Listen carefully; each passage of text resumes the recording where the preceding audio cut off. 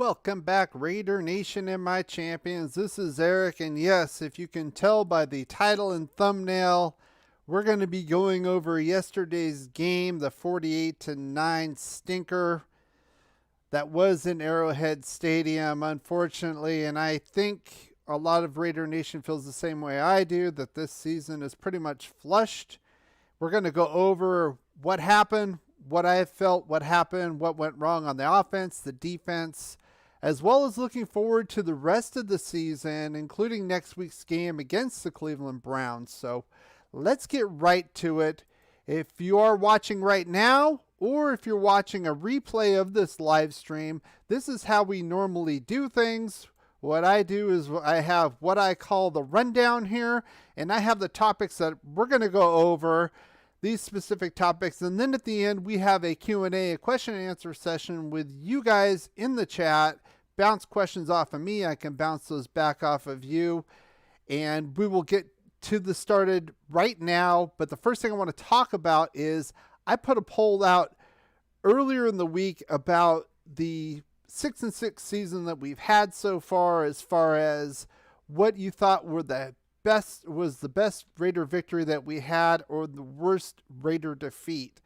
Now, as far as this poll goes, you guys put by over 50% the initial week 1 win on Monday Night Football, the overtime win against the Baltimore Ravens.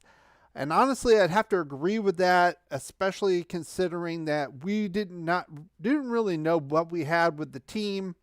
Brand new defensive coordinator. We were going up against Lamar Jackson and the Ravens, who were in the playoffs the previous year. And I think they fared very well overall in the game. I would have to agree with that as well. Second was the Thanksgiving game against the Cowboys. I think that was a pretty good win, but not as good as the Ravens one. So as far as the worst defeat, most of you put down the loss at East Rutherford against the Giants right after the bye week. I honestly would have to disagree with that. Now, of course, I didn't include this game because that was before this game, and I know a lot of people are saying that there are some content creators already putting videos out saying this was the worst loss in franchise history. This 48-9 loss. I would have to disagree with that. Number one, I don't even think it's the worst loss of the season. I think it's pretty bad. But I would say the worst loss was this Week 5, 20-9 loss against the Bears. The Bears, not really a good team. I think that was the week where the offense did nothing. Gruden was very predictable, and probably he felt the heat because the emails came out before that game, and then the next day he was fired. So I think we looked the worst there. 48-9 sucks. But the Chiefs have been in the Super Bowl the last 2 years. I think we probably should have scored more points, obviously. But I think it's more of an embarrassment to lose to the Bears the way we did, especially against a rookie quarterback. That's my opinion. You guys put that third on the list. You put second was our first Chiefs loss on Sunday Night Football. That was pretty bad as well. And what can I say?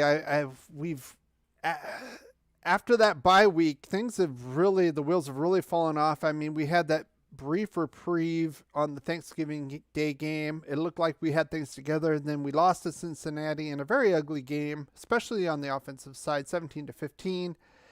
And then this game, I didn't think we would win, but I thought we'd at least compete, and we didn't even do that, which kind of shows me that this team pretty much has given up and quit. But I'm not going to quit. I'm going to go over this game. I'm going to review this game. So let's get right to it. As we always do, we start on the Raiders, the defensive side for the Raiders.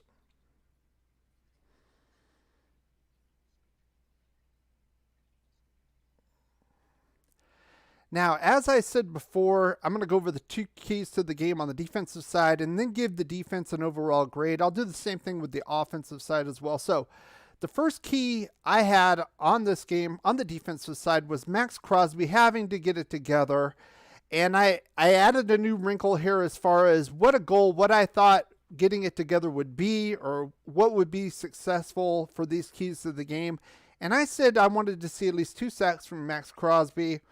And I got to give him an F, to be honest. No sacks, 1 quarterback hit. It's not getting it done. And you could say, well, this, well, that. I know he aggravated his calf today. Maybe that was something to do with it, but he hasn't had a sack since the Denver game. I really don't know what's going on with him. I mean, even Malcolm Kuntz coming in for him got a sack on Wiley, basically used a stiff arm and pushed him back right into Mahomes, and then pivoted him out of the way and got to Patrick Mahomes for a sack. So I know he gets held a lot.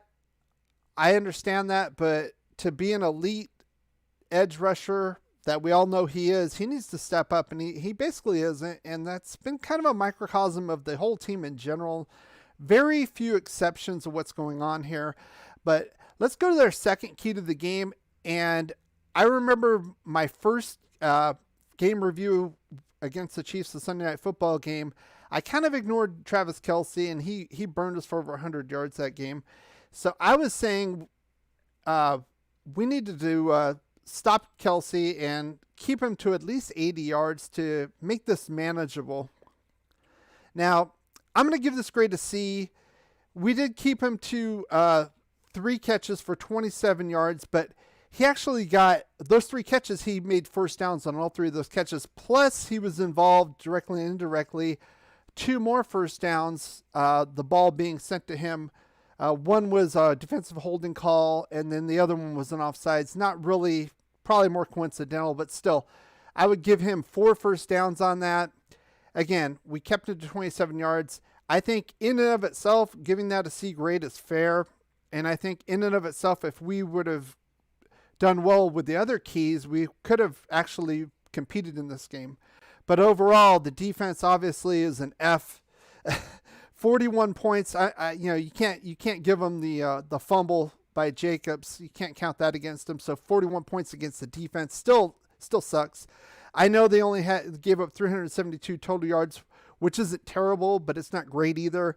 But one of the things was 2 things. One, the rushing yards, 132 total yards, 3 touchdowns given up, including this big run here. And you can see, you can actually see Casey Hayward here kind of smiling about it. If you watch the replay, it looked like he was kind of smiling at Abram, like, where the hell are you, kind of thing. And yeah, it just kind of shows that this team wasn't ready to play. It just wasn't ready to play. And we'll get to the other incident before the game. Hey, Dominic, good to see you in here. We're just going over this game. Obviously, you're going to know what most of my grades are between the keys to the game and the overall. But not only giving up 132 rushing yards and 3 touchdowns on the ground, they allowed 9 for 13 on third down conversions. Again, if there's one stat that's been consistently bad with this team, it's third down conversions. It's been on both sides of the ball, especially of late, and it's really been troublesome. We did get 3 sacks, 4 quarterback hits. I don't think that's enough to win a game.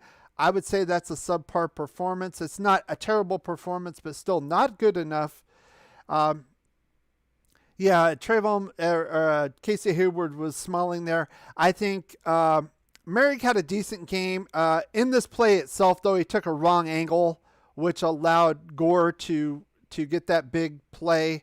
That was right after the fumble, the first play out. But Trayvon Mullen was in the game. As you can see, they kind of modified. We didn't really have Perryman there. That hurt us as well as far as the running game. That's understandable. Getting back to Mullen, though, his first game back from injury, I don't think he was ready. He didn't look ready, to be honest with you. Definitely didn't look 100%. So I think there's a lot to be worked on. Again, we're still getting burned on those plays in the flat as well.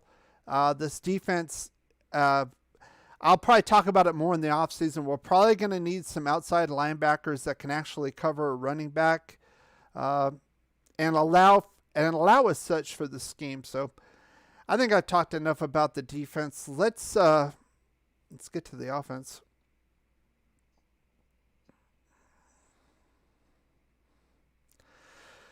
Well, Al, I wish we would take what we want, but all we've been taking lately is beatings, and especially on the offensive side of the ball. And of course, my first key to the game was Derek Carr. Now, to be fair, he's going to be my number one key to the game because he's the quarterback from now on, not only with the inconsistency, but it's not only Derek Carr. He's the on-field general, but like I said in my preview, Greg Olsen has to be accountable as well for this.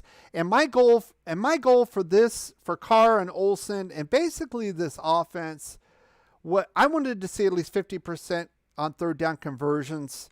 That didn't happen. Obviously, I have to give this an F. And what we did end up with was 4 of 11, a little over a third there. That's not going to get it done for us. It is better than what we did last time against the Chiefs, which was a 1 for 9. It's completely terrible. Now, as far as Carr goes, 33 of 45, 261, a touchdown, and then he had that interception. I would say that was more on Foster Moreau than him, though. But he only had 263 yards on 33 receptions. So a lot of check down Charlie stuff. Now you could say, well, we don't have Ruggs. We didn't have Waller. And we have this pass rush, so you had to check it down. There's some to that, but also I think the game plan wasn't there. I think that gets to my second key to the game, and that is leaning more on this deeper passing game. And what I wanted to see from between Deshaun Jackson and Zay Jones was a combined 6 receptions for 90 yards. And that didn't really happen. I'm going to give it an F. Now, I know they got the 6 receptions, but it was only for 44 yards. That shows me, and you saw a lot of checkdowns to Zayab on this. So it's not going to get it done. They're just using them as a regular receiver. You get the speed, but you don't utilize it. So overall, obviously, where we're going here with the grade on the offense. I mean, what else can I give them but an F? 9 total points. 5 turnovers, only 307 total yards. 4 of 11 on third down conversions. They were 1 of 1 on fourth down conversions, statistically speaking, but that was on the fake punt on 4th and 1. I'm not going to necessarily give that to the offense. But overall, another abysmal performance. This time it was on both sides of the ball. Last week it was more so on the offense. But here's kind of a microcosm. I like to show like a particular player, a particular picture to give you an overall feeling for the game. And here it is right here. Derek Carr getting hit kind of on the side, the blind side. Okafor hitting him. And then you have this big pile of crap here. I'm not even going to call him a turnstile anymore. We have Brandon Parker here, and then we have Alex Leatherwood kind of looking on, kind of an observer watching the game, we got Chris Jones here. We got Wharton here, a backup guy looking good as well, interior. And, this KC defense got 5 sacks, 11 quarterback hits. Like I said, I can't blame Carr for all of this. He's limited in his weapons. I get that. I blame Carr more for the Cincinnati game than I do for this game. There was some blame for him, but way more so on the last week's game. This guy, he has no business starting. Honestly, he shouldn't even be on the team, let alone starting at right tackle. Brandon Parker is terrible. And if you don't believe me, go look at PFF. He is ranked 79th of 82 starting tackles in the league. They lump up left and right tackles. He's 79th. That means he's the 4th worst on their ratings. He's a little over 50 rating. He is awful. What is he doing on this team? This shows that this coaching staff has no clue of what they are doing, allowing this guy on the team. And then it shows personnel-wise, this guy right here was supposed to be our starting right tackle from day one, 17th overall pick. They move him to guard and then put this guy in here. So you're saying Leatherwood is worse at right tackle than this guy? That tells me you don't know how to draft. Thank you very much. And then, of course, I'm not gonna go without this little incident right here. I wasn't gonna forget about this. So the Raiders, thinking that they're big and bad, they go out to midfield and do their stomping on the Chiefs logo like a bunch of idiots. And number one, that's pretty stupid. Obviously, that makes sense. It made no sense to do that. Number two, more importantly, though, this guy right here. This is Yannick Ngakoue. This is supposed to be a veteran. This is supposed to be a guy, a leader, a captain on the defense, supposedly. That's all we heard about when he came on here in the offseason. He's pulling this shit. This is ridiculous. You don't give the Chiefs any firepower. They have enough. They've been to the Super Bowl the last 2 years. Why would you do something stupid like this? And then the other thing is, if you haven't caught the press conference, the post-game press conference with Derek Carr, that is a very interesting read because they even asked him about this incident. And you know what he said? He said he had his players' backs even in this incident. You know what that tells me? He's not a leader. He's a follower. You know what? You have your players' backs when they're trying hard and doing the right thing. When they do something stupid like this, if you're the leader, if you're the quarterback of this team, you call them out. This is a bunch of bullshit. And this gives me another reason to think that maybe we should move on from Derek Carr. I mean, he has the tools to do it as a quarterback, but he's showing me he's not a leader. He's a follower. So if you are enjoying this, either live or if you're watching this on a replay, why not subscribe, hit that bell notification to all. That way you'll be able to be notified so you can catch us live and converse with us in our Q&A session. But right now, I want to go over next up on the list for the Raiders here. And I'm going to bring my handy dandy calendar out. So we're right here on the 13th. Next up are the Cleveland Browns. My initial thoughts, it's in Cleveland. It's going to be trouble. They have a very good running game, and they have very good pass rushing in Myles Garrett. Both things we have trouble with.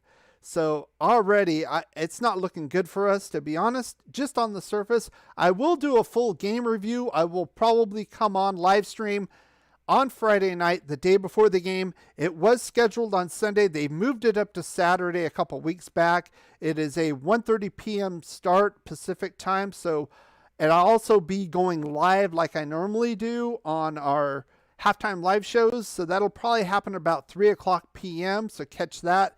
And then I'll come back on same time Monday at 6 o'clock to do the game review. But after that, we have the Denver Broncos, as you see here. And then on the 2nd, we go to Lucas Oil Stadium to play the Red Hot Colts. And then we end the season at home against the LA Chargers. Now, we have 4 games left, all against AFC opponents, all fighting for playoff spots, and all are ahead of us. We have a very tough road to hoe. Those games like the Washington game, the Giants game are going to come back to bite us. Even if they try, even if they can somehow get this team together, I don't see the heart of this team right now. But even if they can, this is going to be a tough road to hoe to win. You're probably going to have to win at least 3, if not all 4 of these games, go 10-7 and get the wild card spot. I'm a little pessimistic in that, especially from what I've seen the past few weeks. And then I had to share this. This was in my email today from the Las Vegas Raiders. And I thought it was hilarious because it says, be there for the biggest season ever. And it's got Derek Carr here. It's like they got their marketing and all that on point, but they don't have the team on point. They don't care about that. They just want to sell tickets. That's what that tells me. This is absolutely ridiculous. You're putting out a subpar product just for the NFL, let alone the Raiders. I remember a time with Al Davis where commitment to excellence meant something. He did whatever it took to make this team a winner. Does that mean he won all the time? Absolutely not. But this team would let you know one way or the other that they were there. They had the reputation for that. They would prove it on the field. They wouldn't step on somebody's logo and laugh. They would knock you out. They wouldn't have Patrick Mahomes running around giggling and laughing. No, that wouldn't happen. And you know what? Like I said, that was Al Davis's time. So I got to put it on this guy right here, Mr. Tommy Boy right here. Ultimately, it's on him, right? I mean, I can't trust a guy who can't even get a proper haircut. That's number one. Number two, he doesn't know anything about football. I mean, Al Davis coached, he owned, he was the AFL commissioner. I mean, he's an icon. He's in the Pro Football Hall of Fame for a reason. This guy, he inherited the team. He's a Tommy Boy. If you've seen the movie Tommy Boy, that's why I call him it. He has no clue what he's doing, and it shows. I mean, the coaches he's picked up since he's taken over the team are a joke. And then he went with a Hail Mary with Gruden, gave him $100 million guaranteed contract. To be honest, I've said it before, I feel we've lucked out with that, because I didn't think he was going to take us to the promised land. That wasn't going to happen. We were going to win a championship with him. And you could see it in the coaching, and I showed it week to week before he got fired. And like I said, I think we got lucky with that. But then, they brought in Mike Mayock, a guy with no GM experience, 15 years analyzing players in the draft for NFL Network, but yet can't analyze Cleve Farrell right, can't analyze Leatherwood right, can't analyze Lynn Bowden Jr., Damon Arnett. I mean, they've hit on some late picks, Renfro, Max. I understand that, but the big picks, And Abram, not worth a first-round pick, in my opinion. Josh Jacobs is when he's healthy, but he's only healthy about half the season. He's injured a lot. I can't really blame him for that. But, again, I'm going to do a full recap of our draft picks in the offseason. But, again, it goes down to this guy. He is a Davis, but to me, he's a Davis in name only. He's not like Al Davis. Just like I feel the Raiders, and I hate to say it, the Raiders are the Raiders in name only. They wear the silver and black. They have the logo. But this is not the Raider team I grew up with. This is just another team. This isn't commitment to excellence. And they were saying it again in the press conference. Well, a couple of them said, well, we're 6-7. We could still, win out and go 10-7. And no fire. I haven't seen fire on this team since Romanowski was on there, to be honest with you. Now, I did see Divine Diablo talking on the press conference, basically kind of calling people out. And this is a rookie, calling people out, saying that basically the defense kind of folded up. And I have to agree with him. So there are some bright spots on this team. Unfortunately, I'm concerned about this guy right here hiring the right people. Of course, we're going to be getting a new head coach. This is another thing this genius said right here, Mr. Football. He said he's going to evaluate whether or not we're going to keep Derek Carr before he hires a new head coach. No, you don't know anything about football, idiot. You don't do that. You hire the coach and let the coach decide. You let the GM, the player personnel, decide that. You don't decide it. You don't know what you're doing. See, it's worrisome. We're doing the same thing. We're folding at the end of the year. And what's going to change next year? I don't know. I don't see it. I mean, I think if we hire somebody like Dabo Sweeney, maybe, I don't know. I don't know how that's going to translate to the NFL, but maybe he could help us. I mean, at this point, it's not only is this season over, it's done. I think that at best we're going to win 2 more games this year and go 8-9, but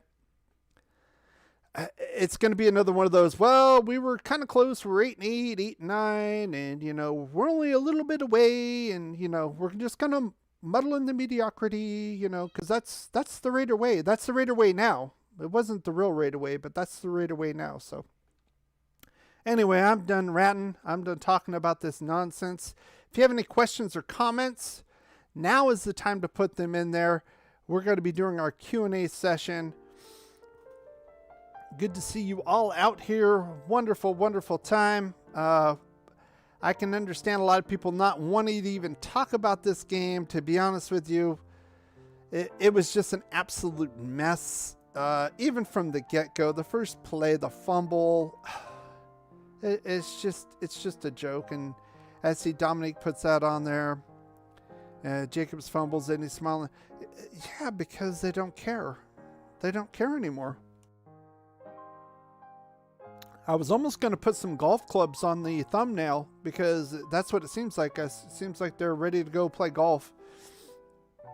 And, Derek Carr, I'm not even talking about on the field. I think he has the tools on the field at times. It's been a little inconsistent. I think he's a quarterback that can be good enough for us to win a Super Bowl. I don't think he's elite, but I think he's good enough. I know he doesn't have the weapons, but again, my concern with him is off the field. these press conferences, he's not. Would you see Tom Brady? Would you see Aaron Rodgers talking like this? Oh, whatever they do, yeah. No, he'd say, no, that was freaking stupid. And I talked to him about it, and they're not going to do this again. That's dumb. That's what Tom Brady would do. That's what Aaron Rodgers would do. You know, the leaders, they would not put up with that nonsense. You know, Derek Carr's like a follow. Whatever. No. So, in that regard, it's hard for me to see that we should retain him, to be honest. That's just my feelings. That really put a red flag up for me. I mean, he's supposed to be the leader of the team. He's the quarterback. And for him to just kind of say that, whatever, even with that, I'm going to support him and back him up. No, you don't back him up doing that nonsense. You call him out. It's a joke. Dominic says, I really hope Mark brings in the right people this offseason. Well, has he in the past? That would be the question. And my answer would be no.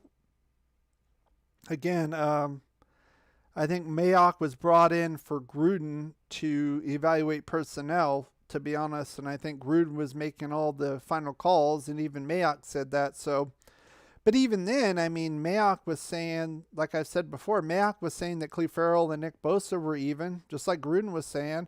Mayock said that Alex Leatherwood was the best tackle on the board. He's our right tackle starting day one.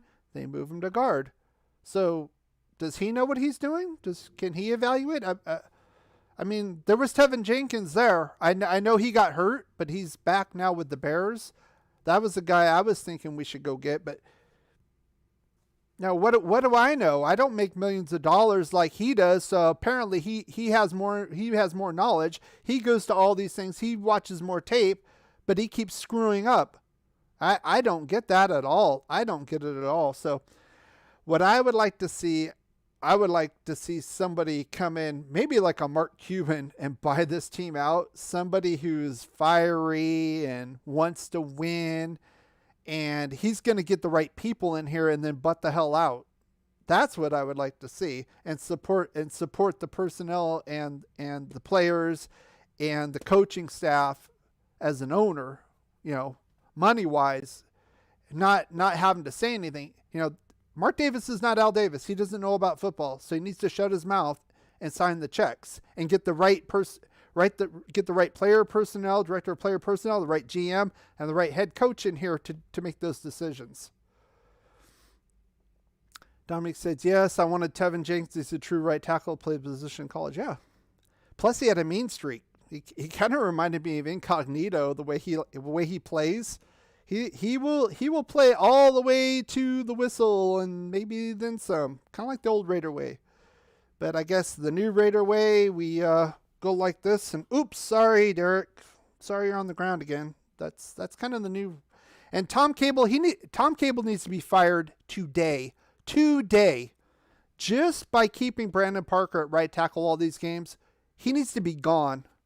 Yeah, I thought he was a genius offensive line coach, and he can't see this.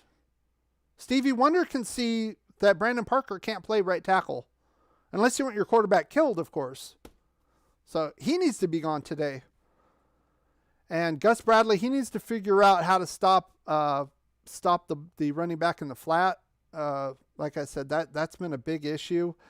The interior running game, our defensive tackles didn't look very good again, getting pushed around again. And of course, Perryman wasn't there at the mic. I get that. I want to retain Perryman. I think he's solid. He had an ankle injury, but that I understand that. I think we need to go get a solid DT. I would even maybe, I don't know. You could maybe say we could maybe go to a 3-4. I know Bradley's run that before, but we probably need a better nose tackle than Hankins, to be honest, and at least one more inside linebacker. I mean, need Perryman and somebody else, and probably somebody else after that. So Parker and Leatherwood were in Carr's lap. My God. There were a number of plays where Parker was literally pushed back right into Carr. Literally. And, well, we're not going to change it. We've been seeing this for weeks. That's my problem with Tom Cable. I mean, how much do you need to see? I was making jokes about Parker being a turnstile in the offseason. I was. And then each game up to like the Bears game, I even put a little turnstile picture. I put Parker and Leatherwood. These two guys were turnstiles in the Bears game. How many weeks ago was that? And $1 million coaches can't see that? Are you kidding me? Are you kidding me? Are you seriously kidding me? They need to be gone. They need to be gone right now. And I know Rich Bisaccia, he was probably thrown in there. It's interim with all this Gruden nonsense. He's a special teams coach, and obviously he's not going to be kept on as head coach. At best, he would go back to special teams. He might even not do that, to be honest. I don't know. And I mean, you could say, well, we lost Ruggs and then everything fell apart. And then Waller's been out with the knee injury, but the team didn't look that good on offense the last couple of games when Waller was in there. So like I said, the team looked good recently looked good. Thanksgiving. What did they do Thanksgiving? Over 100 yards between Zay and Deshaun with a touchdown. The crossing route. He should have hit that the week before against Cincinnati. That was the same play. Oh, I didn't see him. I didn't know where the middle linebacker was. Really, Derek? Really? I know you got small hands. You keep fumbling. Do you need lifts in your shoes too? You're the quarterback. That's inexcusable. That was a touchdown right there. He was literally wide open. If he would have turned and gone, if Deshaun he still has speed at 35. If he would have turned and gone, that would have been a touchdown. I know it would have been a touchdown. That probably would have been the game right there. That would have been the play of the game. We probably would have won that game. You never know what's going to happen afterwards, but when you miss on huge plays like that, it does come back to bite you. I mean, 17-15, it's pathetic.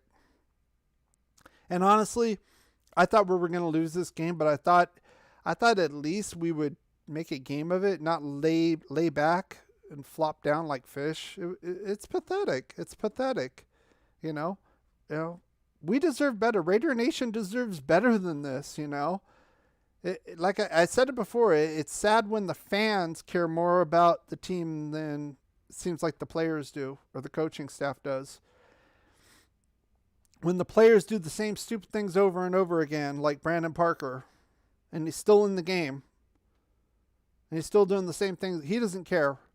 When the coaching staff has to be blind not to see that, and he's still in the game, that tells me the coaching staff doesn't care. What else is there?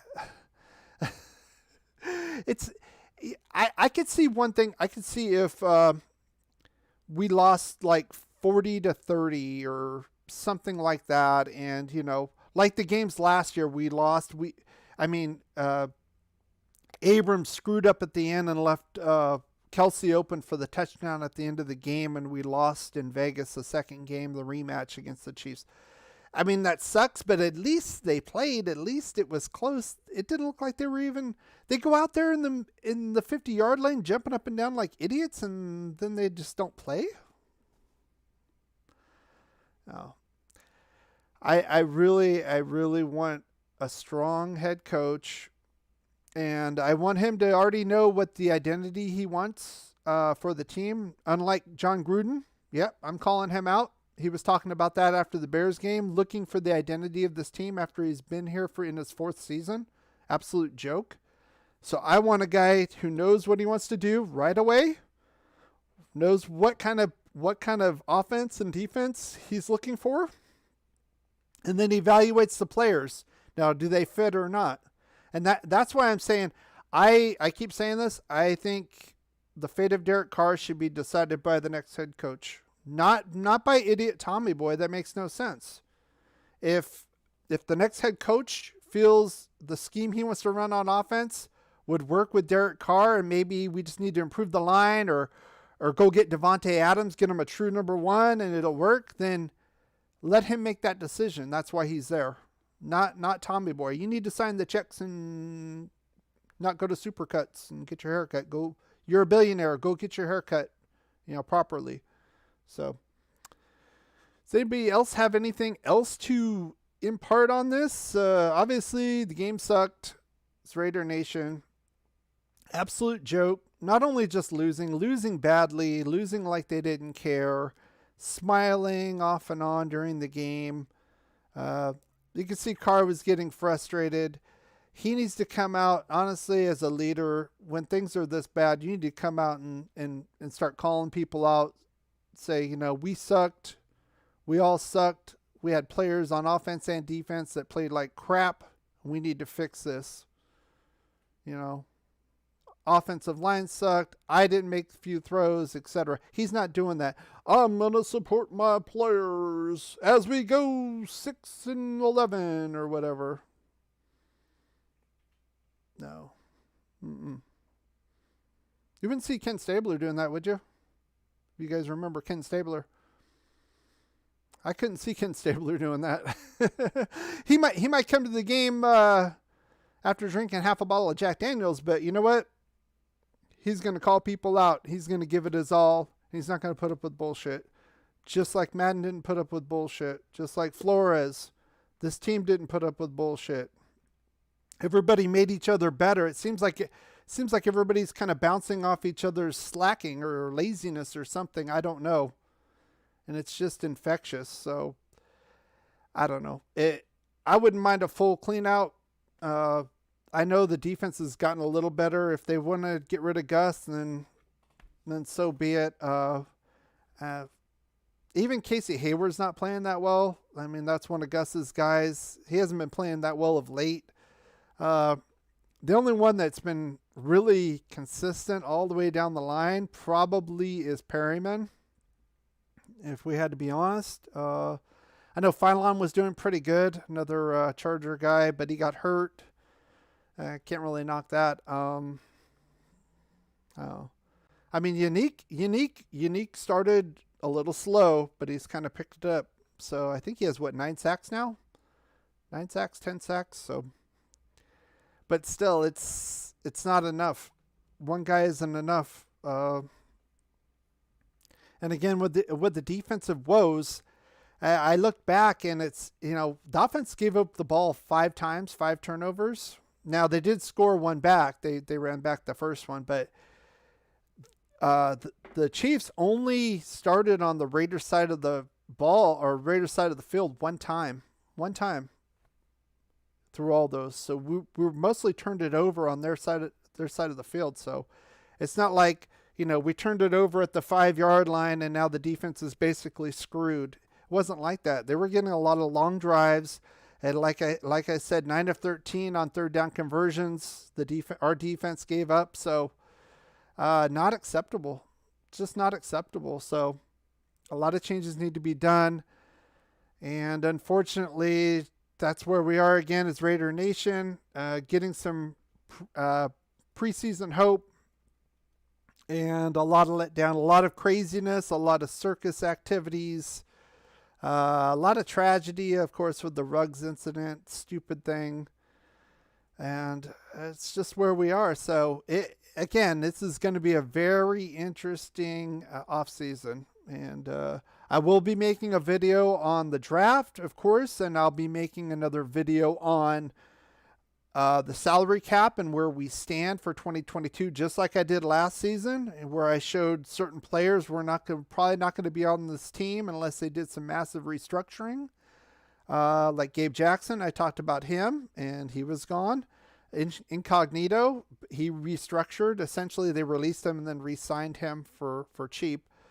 But that's basically a roundabout restructure. So I'm going to do that again. I'm going to do a video on Mayock. Should he stay or should he go based on the draft picks? I talked about that as well. We'll also do a live stream at the end of the regular season on how we did with our picks. I know we did a lot of predictions. We did a 1.0 right after the schedule came out, I believe in April, May.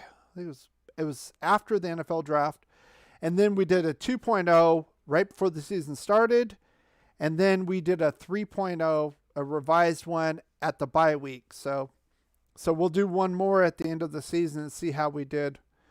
Hey, Lencho, good to see you in here. Let's see what you got to say.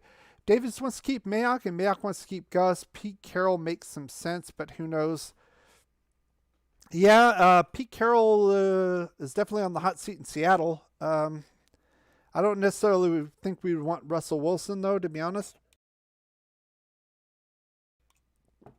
I think personally, if we don't keep Carr, if the new head coach doesn't want to keep Derek Carr, we should probably go after a rookie. I know the rookies aren't that highly rated in the draft this year, but I I would be a little concerned, or maybe keep Russell Wilson for 2 years or something. I don't know, and draft a rookie. I think at this point, if Carr's your guy, then you're going to need to revamp most of the offense. If you want to win now, with the way things are now, Russell Wilson might be your better bet because he's more elusive. But let's see. Lynch also says Pete might prefer Mariota. Russ, like, the thing with Mariota is he's not as accurate as Russell Wilson, number one. Number two, nowhere near the durability. Russell Wilson's basically Iron Man, and Mariota is made of glass. I don't think Mariota could last a full season, to be honest. Especially with this line. I mean, he can't run every single time, so he's going to have to be in the pocket at some point and try to pass. I mean, I think Carr's been sacked over 30 times this year. I believe it's in the top 5 of most sacked quarterbacks. So yeah, Mariota is great for certain situations. Like I said before, the 4th and 1s, you could do that RPO with Jacobs. That works like a charm. I mean, what are you going to do? What's the defense going to do? I mean, Mariota can run a couple yards and dive down and get a first down. And if they go after Mariota, just toss it to Jacobs. He could break one. So I think he's good situationally, but to rely on him week in and week out, I don't think he's a solution. And that's another Gruden. It's another Gruden pickup, and we signed him for a ton of money. Thank goodness he restructured.